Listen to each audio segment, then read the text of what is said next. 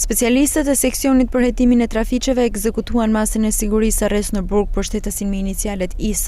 28 vjeç, që ja ka caktuar gjykata e apelit e jurisdiksionit të përgjithshëm Tiranë për veprën penale, trafikim i armëve dhe i municioneve luftarake. Specialistët e sektorit për qarkullimin rrugor referuan materialet në prokurori, ku nisi procedimi në gjendje të lirë për shtetasin me inicialet ED, 24 vjeç, pasi u kap duke drejtuar automjetin pa leje drejtimi. Gjithashtu, specialistët e sektorit të qarkullimit rrugor referuan materialet në prokurori për vlerësim, pasi më datë 11 qershor 2025, në aksin rrugor Shkodër 8, shtetasi polak me inicialet JS 42 vjeç, duke drejtuar motomjetin ka humbur kontrollin, është rrëzuar dhe përpasoj është dëmtuar në këmbë. Specialistët për hetimin e krimeve të Komisariatit të Policisë Shkodër referuan materialet në prokurori, ku nisi procedimi në gjendje të lirë për 3 shtetas, banues në fshatin Belaj, njëri pasi është kapur duke kryer punime ndërtimi pa leje, ndërkohë një tjetër shtetas është proceduar pasi dyshohet se ka ushtruar dhunë psikologjike ndaj bashkëshortes së tij, ndërsa shtetasi i tretë, 66 vjeç, banues në Tiranë, është proceduar pasi ka kallëzuar shtetasi me inicialet XL, 72 vjeç, banues në Velipoj,